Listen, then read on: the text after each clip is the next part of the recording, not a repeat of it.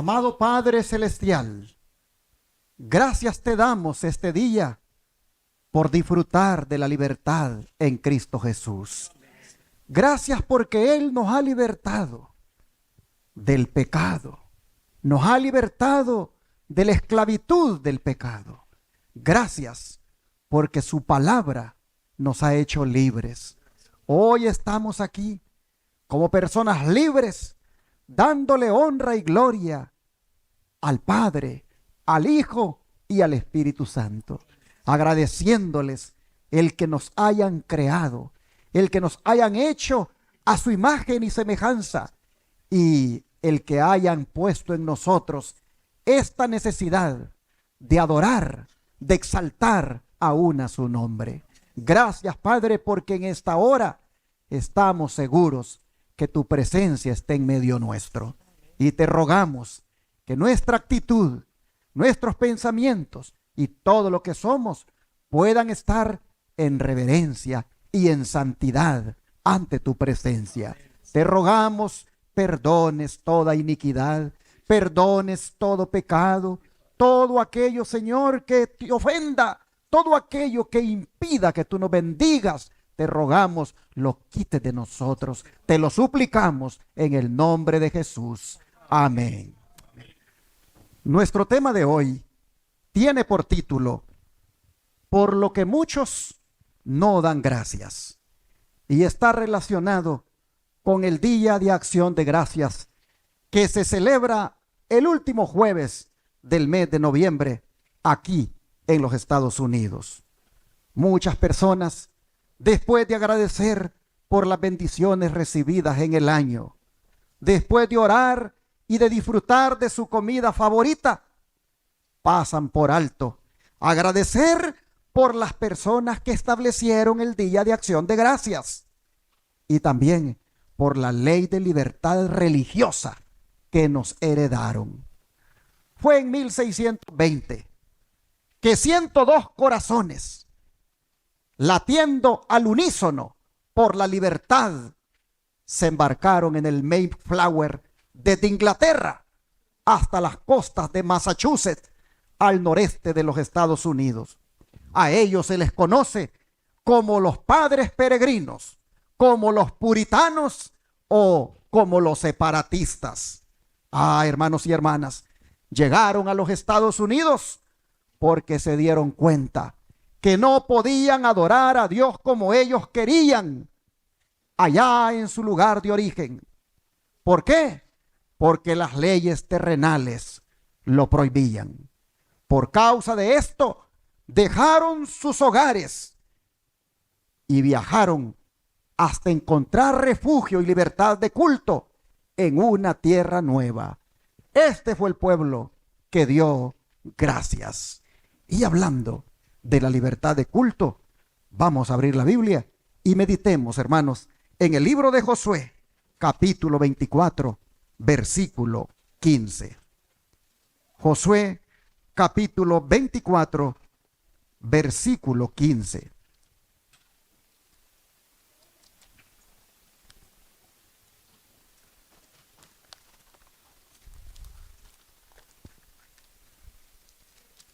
Dice la palabra del Señor: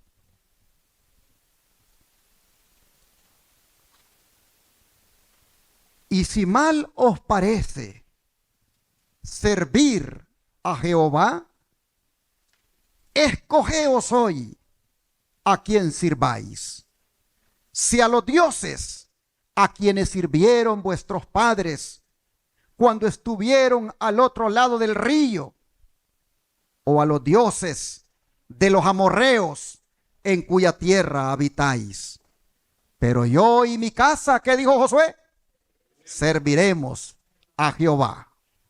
Hermanos y hermanas, aquí nosotros tenemos uno de los versículos más fuertes en toda la Biblia respecto a la libertad de conciencia. Miren cómo Josué le habla al pueblo. Josué no fuerza, Josué no manipula, Josué no presiona.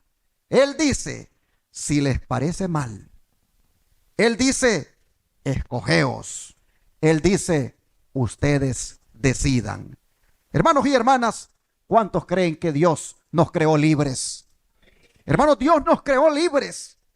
Nos creó libres para elegir servirle o no servirle, amarle o no amarle, obedecerle o no obedecerle. Dios creó al ser humano con capacidad de elegir, incluso sabiendo que la elección que el ser humano pudiera hacer sería incluso incorrecta. Hermanos, es que Dios es amor y Él no impone su amor. El verdadero amor, hermanos, no se impone. El verdadero amor invita. La obediencia impuesta no es obediencia espiritual, es esclavitud. La fe, hermanos, es verdadera cuando nace de la convicción personal. Hermanos, la libertad religiosa que se extrae de aquí, de Josué 24:15, es una libertad que se basa en el carácter de Dios, que es, como dije, amor. Y yo pregunto, ¿respeta Dios la libertad humana? Claro que sí. En el Edén, ¿qué dijo Él? De todos los árboles podrán comer, pero del árbol de la ciencia, del bien y del mal, no comeréis. El día que de él coman, ciertamente van a morir. Pero hermanos, era opción de ellos, obedecer o no obedecer. Lamentablemente, hermanos, no obedecieron. Dios instruyó, Dios advirtió, pero no forzó. Y miren ustedes la elección que hizo Adán. Miren la elección que hizo Eva. Y miren los resultados ahora. Hermanos y hermanas, pero Dios es así. Dios no fuerza. Con Elías, un día dijo, ¿hasta cuándo claudicaréis entre dos pensamientos?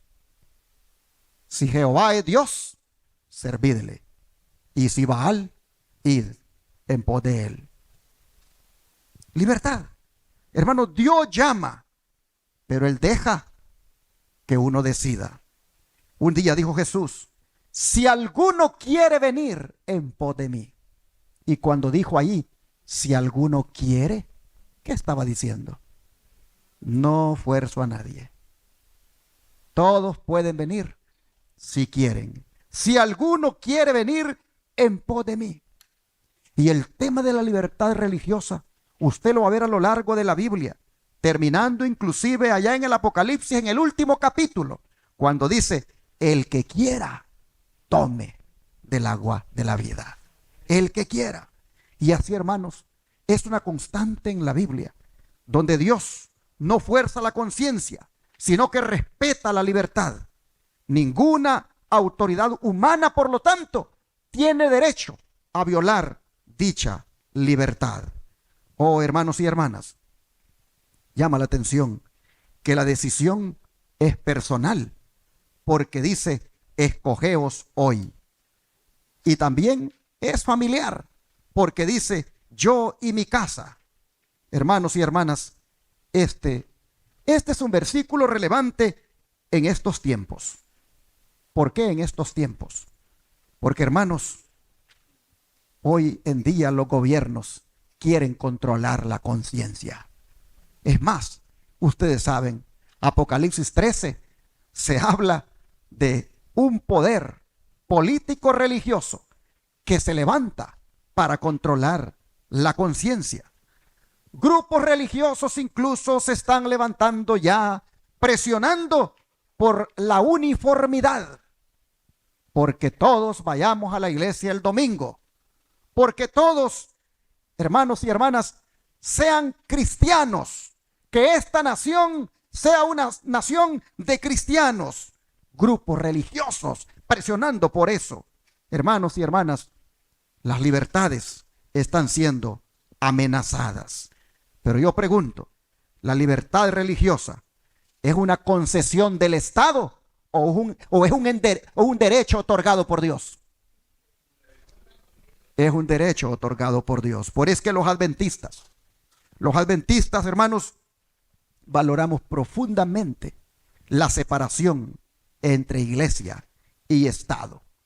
Los adventistas valoramos profundamente el derecho de guardar el santo sábado, porque así lo manda Dios. Y respetamos a los que no quieran guardarlo, pero creemos que Dios nos concede el derecho de guardar sus mandamientos, incluyendo el sábado.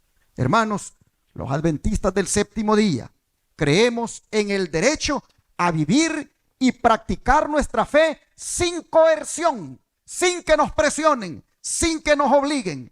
Hermanos, y también los adventistas del séptimo día creemos que debemos respetar a aquellos que creen distinto.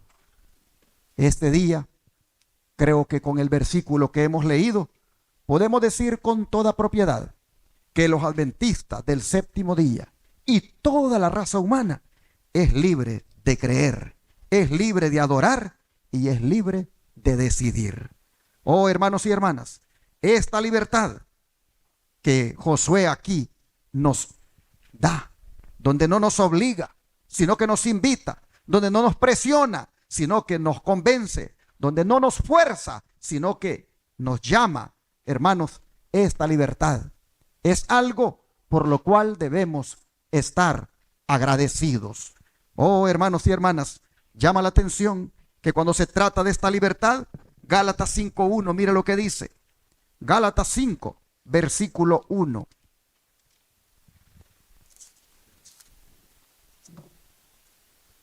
Dice: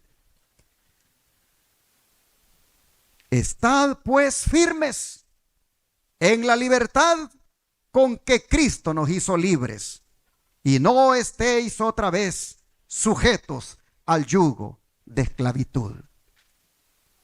Hermanos y hermanas, cuando Pablo dijo estas palabras, había un sistema religioso cuyos líderes o cuyos promotores lo querían imponer a los cristianos que estaban saliendo o estaban del mundo gentil viniendo ahora para formar parte de la iglesia. Los que querían imponer su sistema religioso a estos gentiles eran nada más ni nada menos que los judaizantes o la religión judía. Ellos, si ustedes se fijan en el verso 2, dice: he aquí yo, Pablo, digo que si os circuncidáis, de nada os aprovechará Cristo. Otra vez testifico a todo hombre que se circuncida, que está obligado a guardar toda la ley. Y de Cristo desligasteis los que por la ley os justificáis, y de la gracia habéis caído. Muchos utilizan estos textos para desmeritar la santa ley de Dios, para inclusive decir que no estamos obligados a respetarla. Pero lo que Pablo está aquí hablando es en relación a la ley ceremonial que los judíos buscaban imponer a los cristianos gentiles. Ellos querían imponer su sistema judaico, su sistema de ritos y ceremonias a los que estaban viniendo ahora a los caminos del Señor. Y Pablo entonces dice: hay que estar firmes. Hay que estar firmes en la libertad con que Cristo nos hizo libres. Y cuando él habla de estar firmes, habla de defender esa libertad. Habla de valorar esa libertad. Habla de proteger esa libertad. Habla de no ceder ni permitir retrocesos. Aplicado para estos tiempos y para los tiempos finales, hermanos, lo que Pablo está diciendo es que no debemos aceptar prácticas religiosas impuestas por gobiernos, que no debemos permitir que nadie sea forzado a practicar una religión, que debemos proteger el derecho a guardar el sábado, la Biblia, la oración y el culto sin que nadie nos intimide.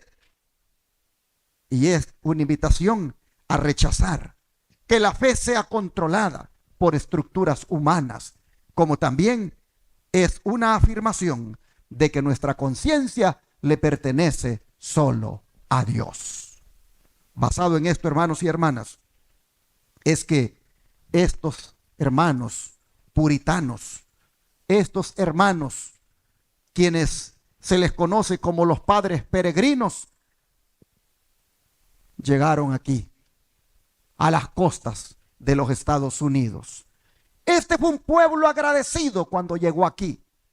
Hermanos, ellos venían huyendo de la persecución que en Europa se había desatado en contra de aquellos que querían adorar libremente, que querían mantener su libertad de conciencia. Pero ¿cuáles eran sus raíces religiosas de estos creyentes? ¿Y en qué sentido era que les era prohibido adorar con libertad? Para eso voy a mostrarles unos extractos del libro El conflicto de los siglos que nos ayudan a comprender mejor el trasfondo de estos hermanos. El capítulo titulado del cual voy a extraer los extractos es América, tierra de libertad. Y también el otro, La verdad progresa en Inglaterra. De ambos capítulos, con esos títulos del conflicto de los siglos, voy a extraer el trasfondo de estos hermanos para entender por qué es que ellos establecieron el Día de Acción de Gracias y por qué ellos nos heredaron la libertad religiosa que todavía tenemos, pero que se amenaza con que la podamos perder. Hermanos y hermanas, les pongo a continuación el don de profecía al decirnos lo siguiente. A pesar de haber renunciado al romanismo, a ver, ¿a qué habían renunciado ellos? Y cuando habla del romanismo, ¿de qué está hablando?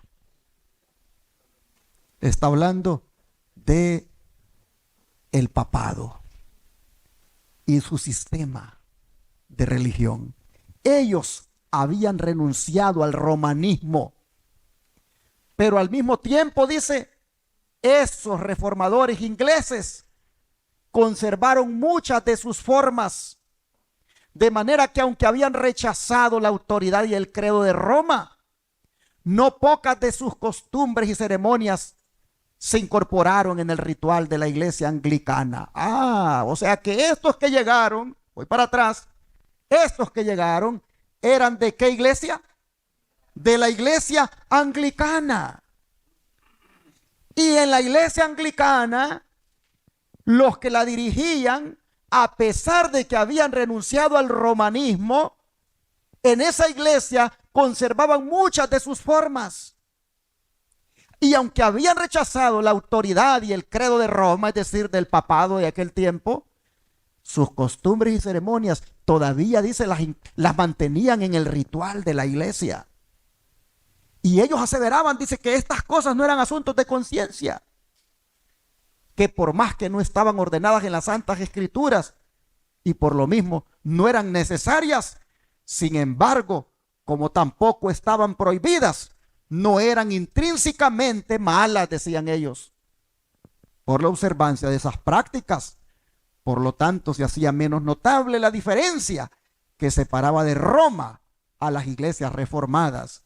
Y se procuraba a la vez promover con más esperanzas de éxito la aceptación del protestantismo entre los romanistas. Ustedes saben que Inglaterra, la religión de Inglaterra, la religión oficial de Inglaterra es la iglesia anglicana. Son todavía, digamos, católicos reformados, pero que conservan algunas, dice, prácticas que, aunque ellos están separados de Roma, creen que no está mal tenerlas.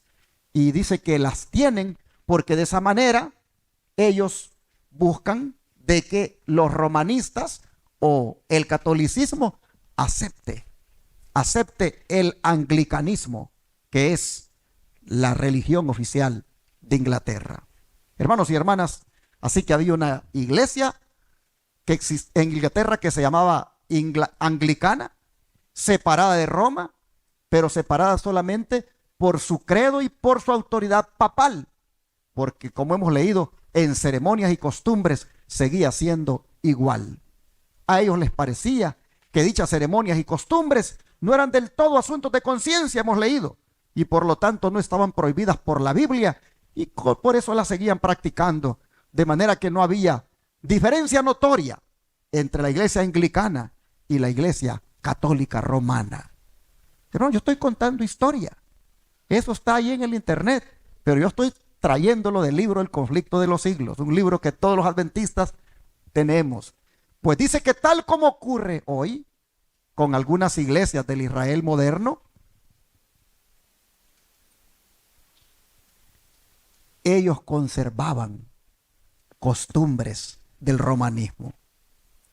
Y cuando digo que, como ocurre hoy con las iglesias del Israel moderno, es porque las iglesias del Israel moderno también conservan algunas costumbres del romanismo.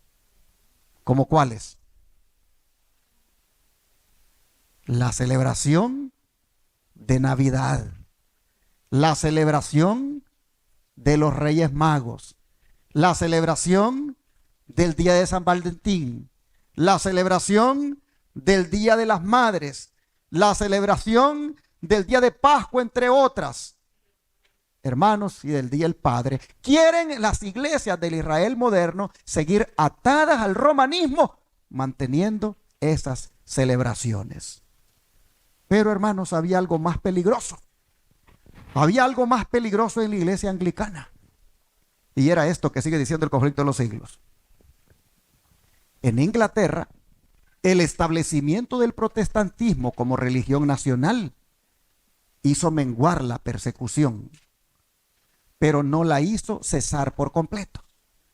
Y aunque muchas de las doctrinas de Roma fueron suprimidas, se conservaron muchas de sus formas de culto. La supremacía del Papa, sí, esa fue rechazada, pero en su lugar se puso al monarca como cabeza de la iglesia. Así que en la iglesia anglicana, la cabeza de la iglesia era ¿quién? El rey. Mientras que en la iglesia católica romana, la cabeza de la iglesia era el Papa, en la iglesia anglicana, la cabeza de la iglesia era el rey. Y mucho distaban, dice, también aún los servicios de la iglesia de la pureza y sencillez del evangelio. El gran principio de la libertad religiosa en la iglesia anglicana no era entendido.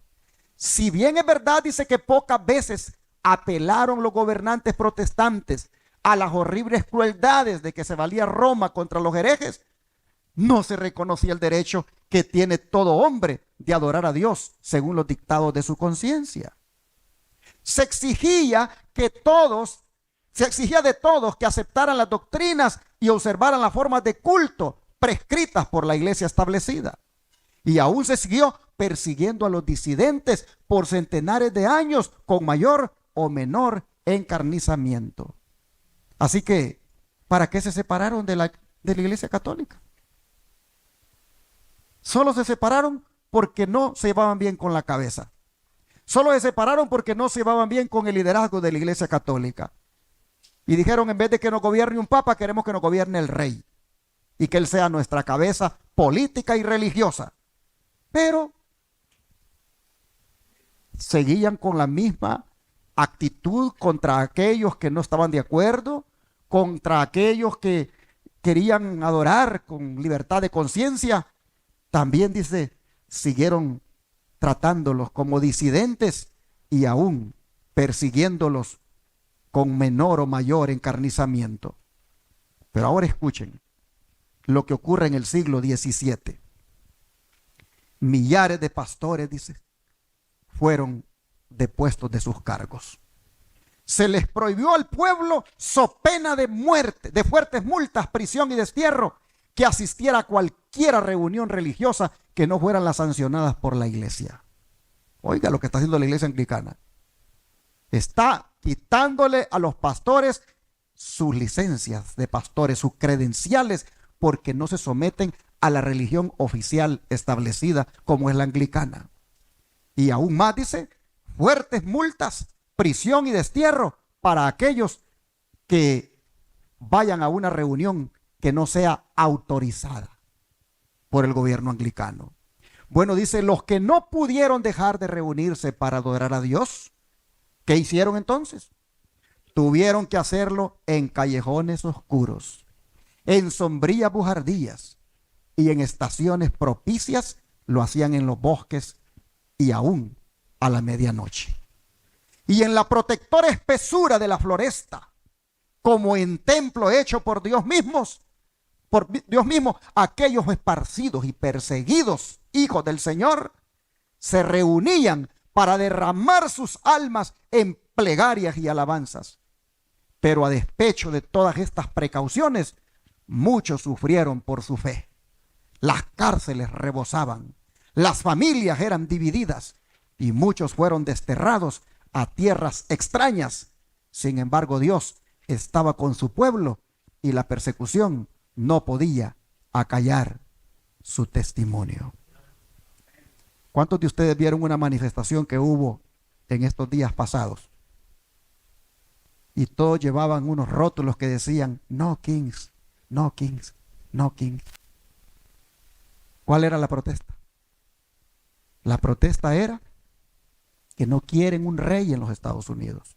La protesta era porque aquí en este país se vino huyendo de la monarquía y no queremos rey. Y la protesta, ya saben, ¿en contra de quién es? En contra del presidente Donald Trump. Porque él, hasta jocosamente, pone allí con inteligencia artificial imágenes donde él tiene corona de rey. Bueno, ustedes saben todas las cosas que el presidente dice. Él dice muchas cosas que uno dice, tantas cosas que se le ocurren. Pero hermanos, la gente iba protestando, iba por las calles aquí en Estados Unidos. Fue el día del No King en diferentes ciudades de aquí de los Estados Unidos. No quieren un rey. ¿Por qué? Porque ellos vinieron a estas tierras, esta nación, los que la comenzaron, venían huyendo de un rey, del rey de Inglaterra, que era el líder político y religioso allá en Inglaterra, con su religión, la iglesia anglicana.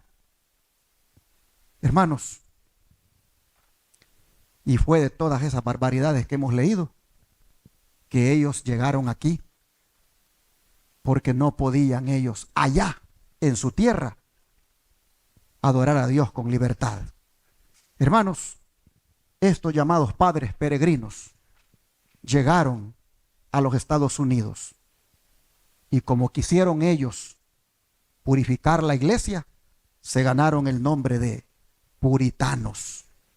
Y al mismo tiempo, ellos, hermanos, protestaron por la intolerancia del rey, cabeza de la iglesia, cuando ellos pusieron su pie en la arena, en la costa, allá en Massachusetts, le dieron gracias a Dios porque habían llegado a una tierra de libertad.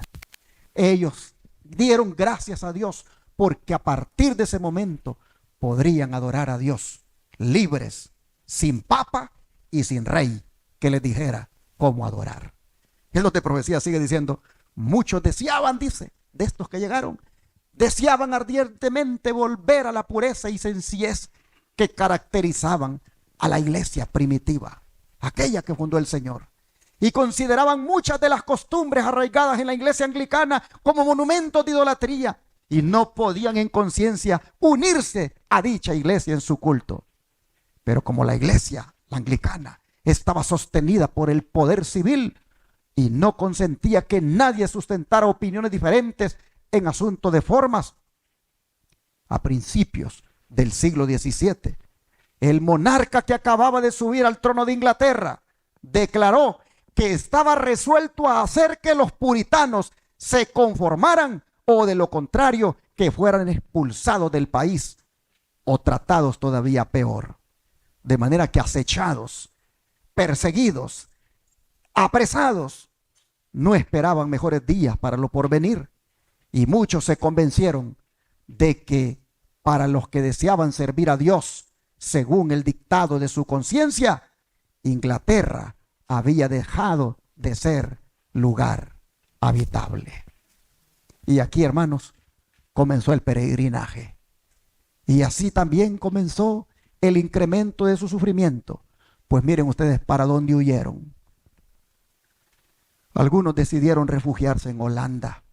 A fin de lograrlo, tuvieron que sufrir pérdidas, cárceles y mil dificultades.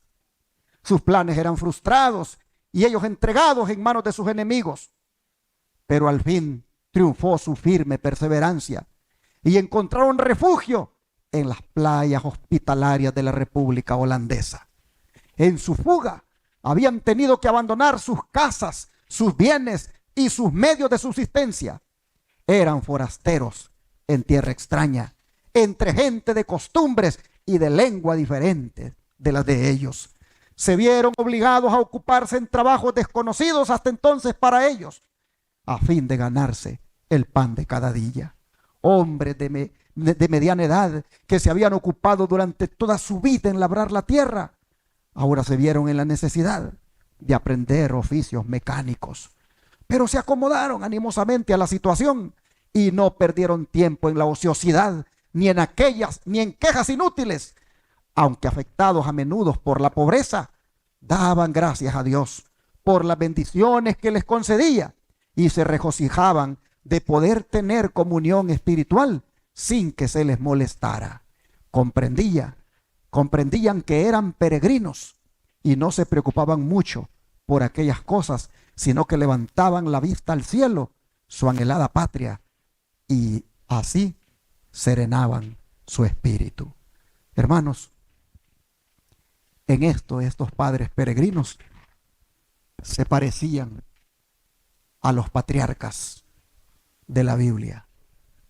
Aquellos patriarcas que nos precedieron, como Abel, Moisés, Noé, hasta llegar a Abraham, hermanos. Vean lo que Pablo dice al respecto de ellos. Hebreos 11, 13 al 16. Hebreos 11, 13 al 16.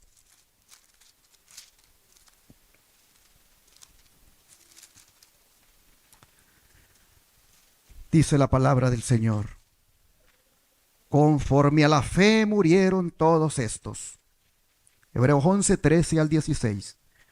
Repito, conforme a la fe murieron todos estos, sin haber recibido lo prometido, sino mirándolo de lejos y creyéndolo, y saludándolo, y confesando que eran extranjeros y peregrinos sobre la tierra. Porque los que esto dicen, claramente dan a entender que buscan una patria. Pues si hubiesen estado pensando en aquella de donde salieron, ciertamente tenían tiempo de volver, pero anhelaban una mejor, esto es, celestial, por lo cual Dios no se avergüenza de llamarse Dios de ellos, porque les ha preparado, ¿qué cosa? Una ciudad.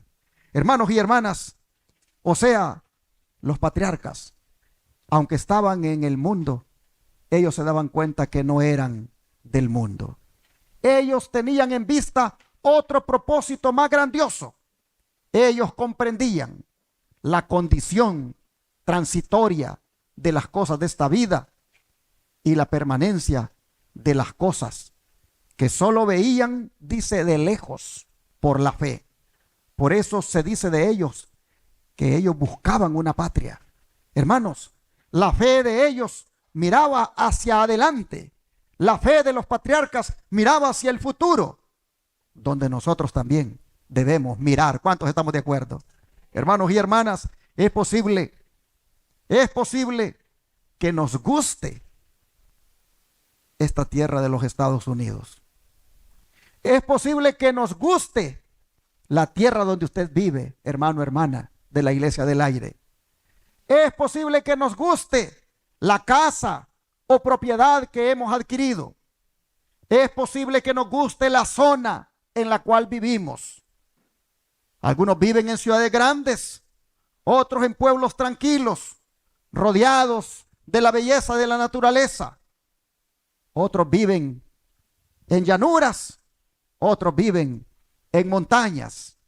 Y es posible que haya alguno por ahí que viva frente al mar. Pero hermanos y hermanas, nosotros debemos darle gracias a Dios por el lugar donde vivimos, pero creer y entender que el lugar donde vivimos no es nuestro lugar. Nuestro lugar es en el reino de los cielos. Hermanos, nosotros debemos pedirle a Dios que nos ayude a no querer tanto este lugar terrenal.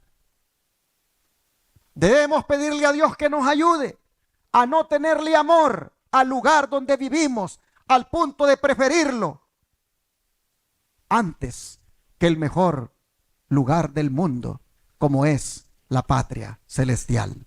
Hermanos, no nos olvidemos que como los patriarcas y los puritanos, aquí en este mundo somos ¿qué cosa?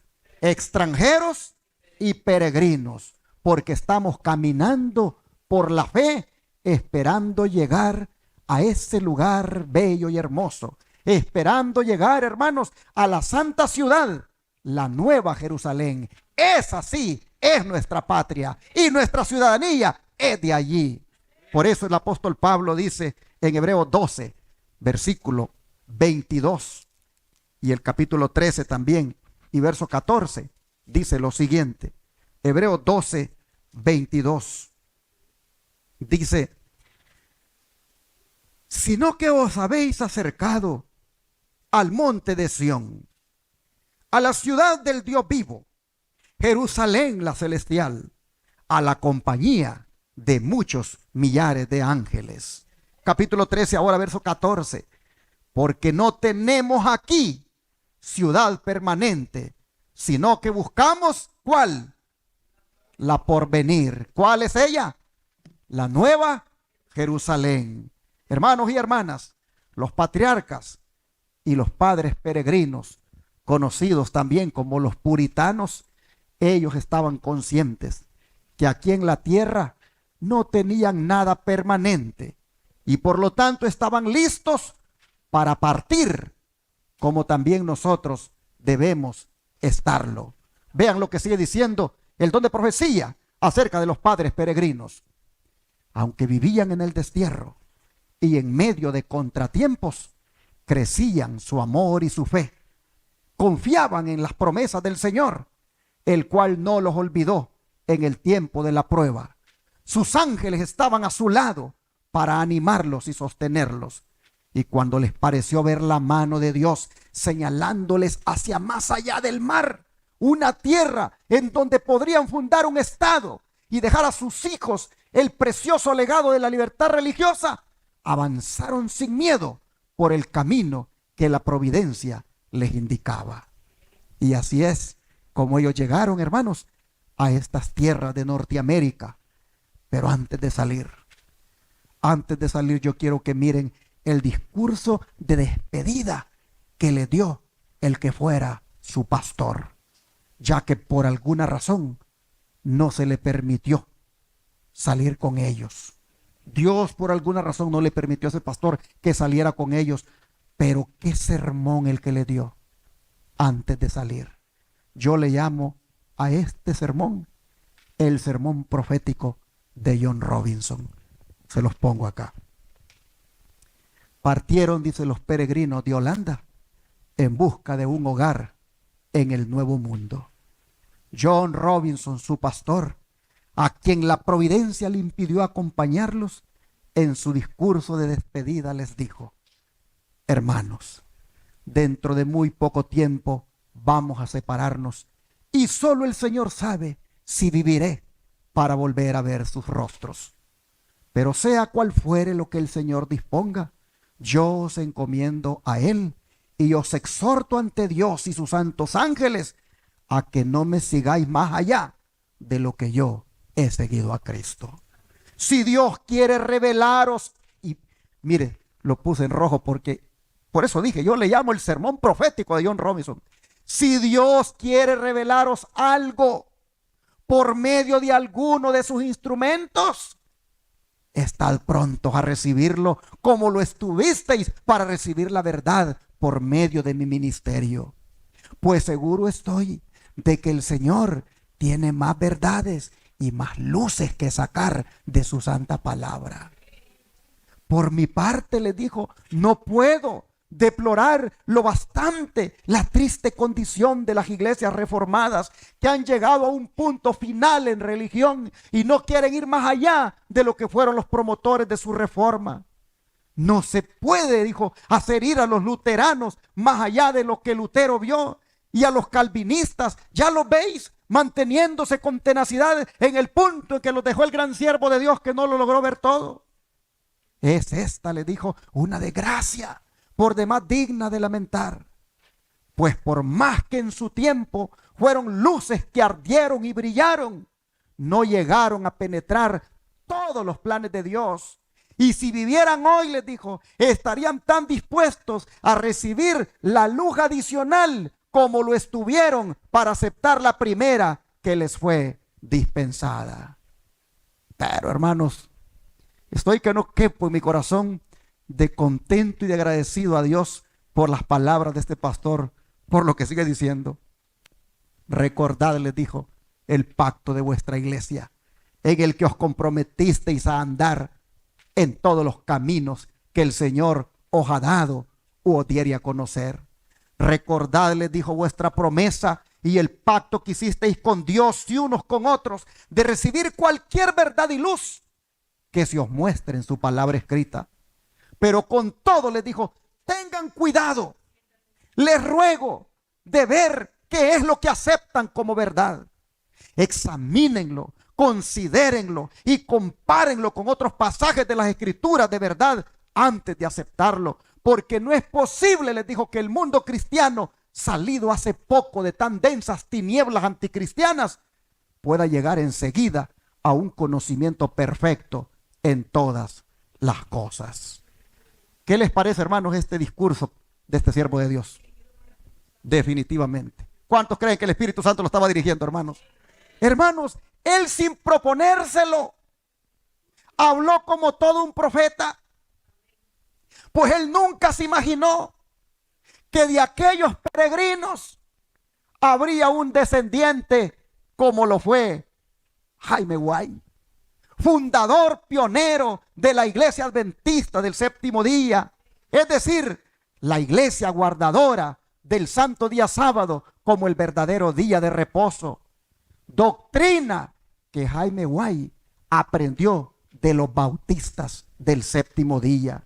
Hermanos y hermanas, y así, después de un conmovedor discurso de despedida por parte del que fuera su pastor, los puritanos llegaron, como ya dije, a las costas de Massachusetts para fundar un estado donde verdaderamente se respetara la libertad religiosa o de conciencia, entendiendo esto como la libertad que tenemos para adorar, y que en el caso de nosotros los adventistas incluye la libertad de guardar el sábado, de no trabajar en sábado, y la libertad inclusive de no hacer exámenes en sábado en las escuelas. Pero hermanos y hermanas, lo que estos hermanos iniciaron, fue necesario que otro lo perfeccionara.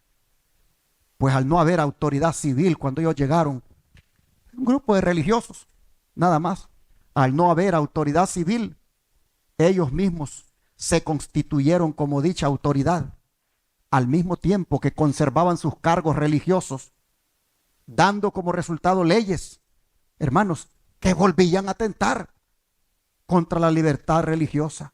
Pero Dios, que estaba mirando lo que estaban cometiendo, levantó a este hombre, Roger Williams. Oh, hermanos, vea lo que se dice de él. 11 años, dice, después de haber sido fundada la primera colonia aquí en los Estados Unidos, llegó Roger Williams al Nuevo Mundo. Y como los primeros peregrinos, vino para disfrutar de la libertad religiosa. Pero de ellos se diferenciaba en que él vio lo que pocos de sus contemporáneos habían visto, a saber que esa libertad es derecho inalienable de todos, cualquiera que fuera su credo. Investigó diligentemente la verdad, pensando como Robinson, el pastor aquel que se despidió de los hermanos, que no era posible que hubiera sido recibida ya toda la luz de la palabra de Dios dimana. Williams fue la primera persona del cristianismo moderno aquí en Estados Unidos que estableció el gobierno civil de acuerdo con la libertad, con la doctrina, perdón, de la libertad de conciencia y la igualdad de opiniones ante la ley. Él sostuvo que era deber de los magistrados restringir el crimen, mas nunca regir la conciencia. Él decía, el público a los magistrados pueden fallar en lo que atañe a lo que los hombres se deben unos a otros. Pero cuando tratan de señalar a los hombres las obligaciones para con Dios, obran fuera de su lugar, dijo, y no puede haber seguridad alguna, pues resulta claro que si el magistrado tiene tal facultad, bien puede decretar hoy una opinión y mañana otra contraria, tal como lo hicieron en Inglaterra varios reyes y reinas, y en la iglesia romana también lo hicieron los papas y los concilios, a tal extremo que la religión se ha convertido en una completa confusión. Así Roger Williams, hermanos, lo levanta el Señor para corregir el mal que se estaba levantando en esos primeros cristianos, que en el afán de tener un gobierno civil, ellos eran autoridad civil y religiosa también. Hermanos, para ser específicos, ¿en qué no estaba de acuerdo Roger Williams? ¿Qué había de mal en aquellos que llegaron primero que él? Se los pongo acá. Que la asistencia a los cultos de la iglesia era establecida como obligatoria, so pena de multa o de encarcelamiento. Están cometiendo los hermanos que llegaron aquí el mismo error del cual venían huyendo. Williams reprobó tal ley y la peor cláusula del código inglés era aquella en la que se obligaba a todos a asistir a la iglesia parroquial.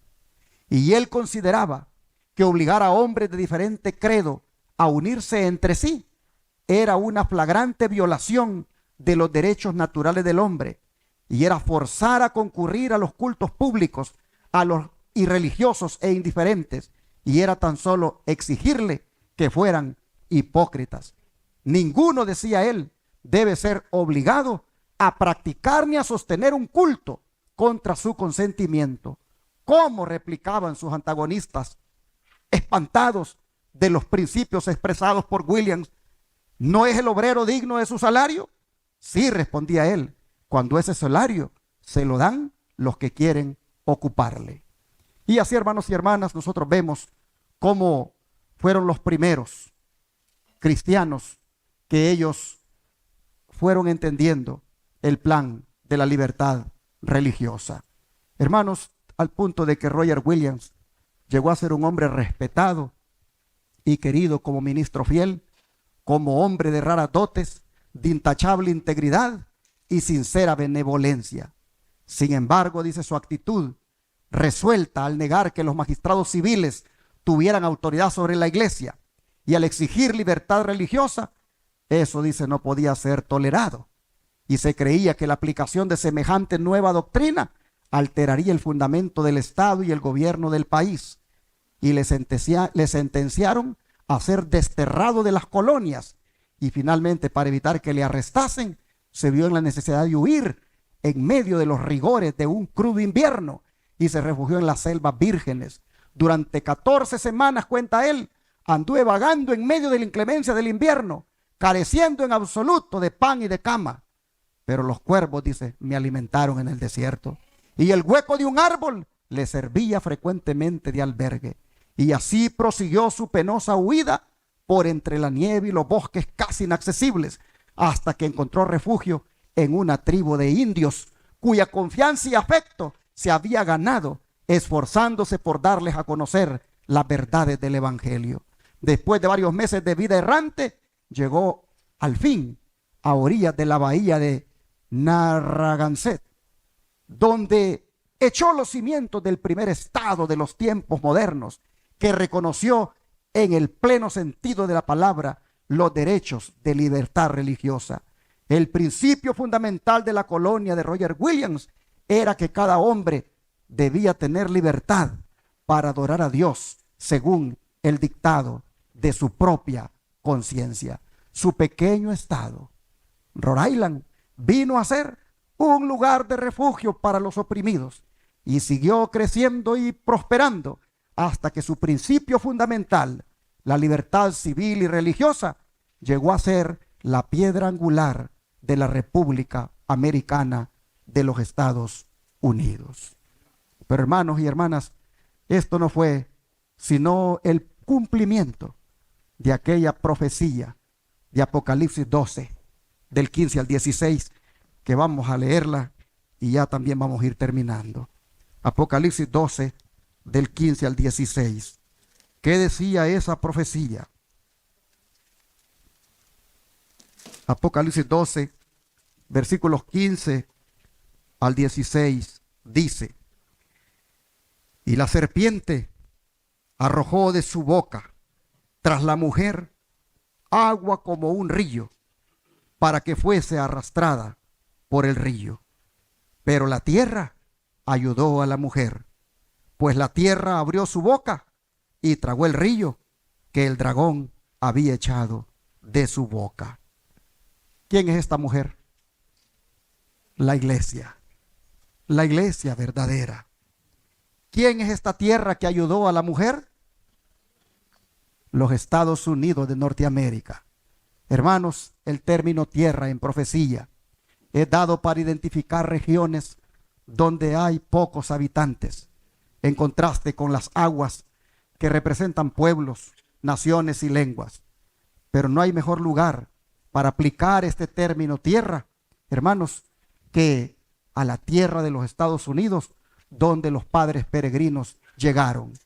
Pues se dice que cuando llegaron aquí, apenas había 1 millón de indígenas en una vasta extensión de 9 millones de kilómetros cuadrados de tierra. Pero hermanos, yo les pregunto, ¿no le deberíamos de dar gracias a Dios que la tierra ayudó a la mujer? Claro, hermanos. Es decir, la tierra ayudó a la iglesia. Dios preparó un pedazo de tierra donde pudiera adorar la iglesia con libertad religiosa. La tierra ayudó a la mujer. Y hermanos, de esa mujer que llegó aquí a esta tierra, salió un remanente. Un remanente que restauraría la verdad del sábado. ¿Se acuerdan cuando el pastor Robinson les dijo? Hay más luz, les dijo, que ustedes van a recibir. Y la luz que les den, si viene con la palabra, recíbanla. Hermanos, de estos hermanos que vinieron, de aquí, surgieron los bautistas del séptimo día. Y de los bautistas del séptimo día, surgieron los adventistas del séptimo día. En el sentido de que se agarró la verdad del sábado de aquellos bautistas. Hermanos y hermanas, Dios se encargó ahora de los adventistas para que promovieran la verdad del sábado. Mire que los bautistas del séptimo día, usted los busca, ¿y dónde están? Busque usted los bautistas del séptimo día. Se están esfumando, están desapareciendo, no se encuentran. Pero gracias a Dios, ¿dónde están los adventistas del séptimo día? Están en todas partes, por la gracia de Dios. Hermanos y hermanas, muchos comen pavo para el día de acción de gracias. Muchos dan gracias a Dios por la familia, dan gracias a Dios por el trabajo, dan gracias a Dios por las bendiciones que han recibido. Pero muchos, hermanos, no dan gracias por la libertad religiosa que todavía, con defectos todavía, pero se mantiene en este país. Muchos no dan gracias por la libertad religiosa que vinieron a establecer aquí los padres peregrinos.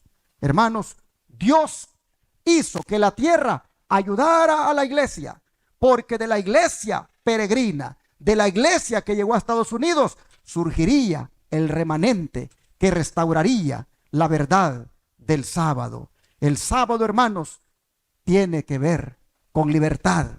Y Dios trajo a su iglesia a una tierra de libertad. Y cuando hablo de que el sábado tiene que ver con libertad, mire lo que dice Deuteronomio 5:15, y con esto terminamos. Deuteronomio 5, versículo 15.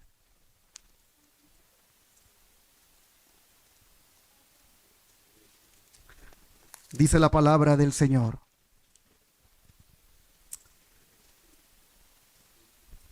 acuérdate que fuiste siervo en tierra de Egipto, y que Jehová tu Dios te sacó de allá con mano fuerte y con brazo extendido, por lo cual Jehová tu Dios te ha mandado que guardes el día sábado. ¿Cuántos dicen amén? A los que llegaron de Inglaterra, a los que llegaron huyendo a estas tierras de los Estados Unidos, a los que vinieron y encontraron aquí la libertad, Dios ahora les dijo que porque venían huyendo de la persecución, que porque venían huyendo de la opresión, ahora debían entender que eran libres, pero también les daba el santo sábado. ¿Y quiénes aceptaron eso? Los adventistas del séptimo día, por la gracia de Dios. Hermanos, aquí el Señor conecta el sábado con la libertad, porque fueron libertados de Egipto. Les dice Dios, guarden el sábado. Hermanos, el sábado tiene que ver con la libertad. Así que cada semana, cuando llega el sábado, los adventistas disfrutamos de nuestra libertad, ¿no es cierto? Cada sábado que nos congregamos, disfrutamos de la libertad con la cual Cristo nos hizo libres. Cada sábado que nos congregamos, celebramos nuestra libertad. ¿La libertad de qué cosa? Del pecado, con la cual Jesús nos ha liberado. Disfrutamos de la libertad del pecado. Disfrutamos de la redención. Pero esta libertad, hermanos, que gozamos, también somos conscientes que el mismo país que Dios usó para proclamarla, también nos la va a quitar. Ya no voy a seguir el mensaje porque ya es tarde, pero usted sabe Apocalipsis 13. Usted sabe Apocalipsis 13. La bestia que surge de la tierra, símbolo de los Estados Unidos, allí aparece en Apocalipsis 13 que le va a quitar la libertad a los cristianos. Los va a obligar a que adoren ¿a quién? A la bestia.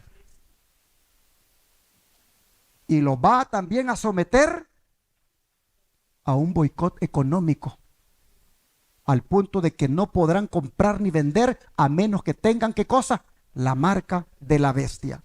El mismo país que Dios permitió que recibiera a su iglesia y que promovió desde entonces y ha promovido la libertad, Apocalipsis dice que va a quitarnos dicha libertad. Hermanos y hermanas, que Dios nos ayude y que disfrutemos de la libertad que es en Cristo y que nos mantengamos firmes en ella. Y si hay algo por lo cual debemos dar gracias en estos días, es por la libertad religiosa con la cual Cristo nos ha hecho libres. Que Dios bendiga su palabra. Busquemos el himno 330 y nos ponemos de pie, por favor.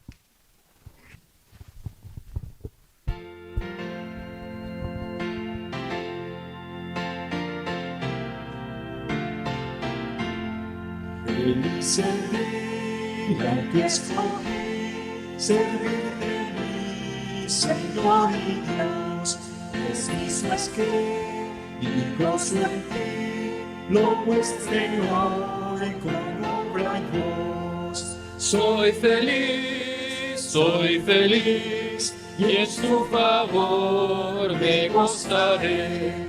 En libertad luz me vi cuando triunfó en mí la fe y el raudal carmesí, salud de mi alma enferma fue. Del mundo oscuro ya salí, de Cristo soy libre ser. Sus sendas sombras de seguir, resuelto a serle siempre fiel. Soy feliz, y en su favor me gozaré. En libertad y luz me vi, cuando triunfó en mí la fe, y el raudal carmesí, salud de mi alma enferma fue. Reposo de mi corazón, a tus contiendas voy a fin, tendrás más noble posesión y parte en superior festín. Soy feliz, y en su favor me gozaré. En libertad y luz me vi, cuando triunfó en mí la fe, y el raudal carmesí, salud de mi alma enferma fue.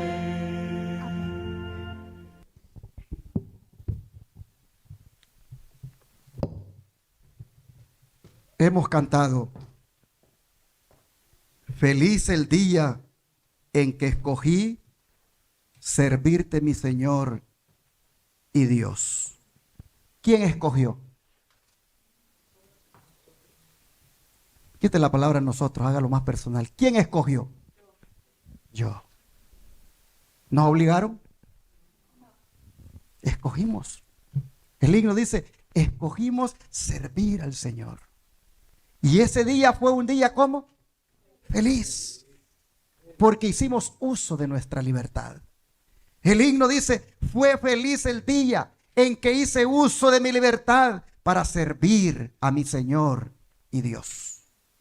Hermanos, y en el coro dice, soy feliz, y en su favor me gozaré. ¿Por qué? Porque en libertad y luz me vi cuando triunfó en mí la fe. Y el raudal carmesí, salud de mi alma enferma fue. Hermanos, nosotros libremente elegimos aceptar a Jesucristo como nuestro Salvador. Libremente escogimos la verdad de la santa ley de Dios y la verdad del santo sábado. Pablo dice, mantente firme en la libertad con que Cristo te ha hecho libre. Mantente firme. No cedas a tu libertad. La libertad de conciencia, más que una concesión, como dije, de un gobierno, es un derecho que Dios nos ha dado. Hermanos y hermanas, nadie debe obligarnos, porque ni siquiera Dios nos obliga, ni siquiera Él nos ha obligado. El canto dice, escogí servirte, mi Señor y Dios. Yo quiero animarle a que usted siga siendo libre, pero que usted utilice su libertad para servir siempre a su Dios. Sea libre en servir a su Dios, sea libre en escoger a su Dios, y sea libre siempre en escoger su santo sábado para adorar su nombre, y que nadie le quite esa libertad. Y cuando se la quieran quitar, diga usted, como los hebreos, mi Dios me librará de tus amenazas, pero yo seguiré siendo libre de adorar a Dios según los dictados de mi conciencia. Hermanos y hermanas, tiempos de agradecimiento son estos aquí en los Estados Unidos. Y cuando muchos no agradecen por la libertad con la que Cristo los hizo libres, por la libertad religiosa que se estableció en esta nación, nosotros sí agradezcamos a Dios por eso. Vamos a orar y agradecerle al Señor por su libertad.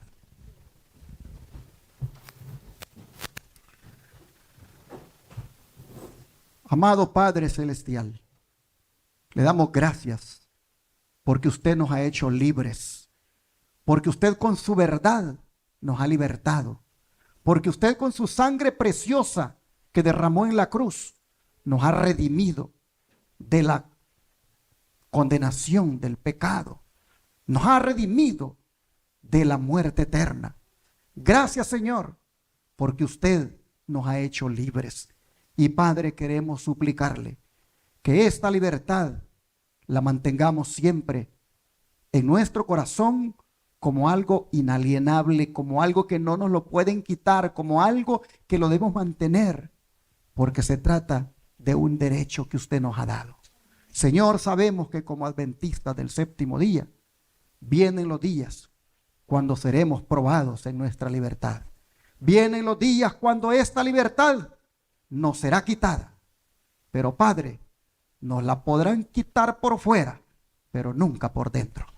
Que por dentro sigamos siendo libres de adorarle, ya sea en cárceles como también fuera de ellas.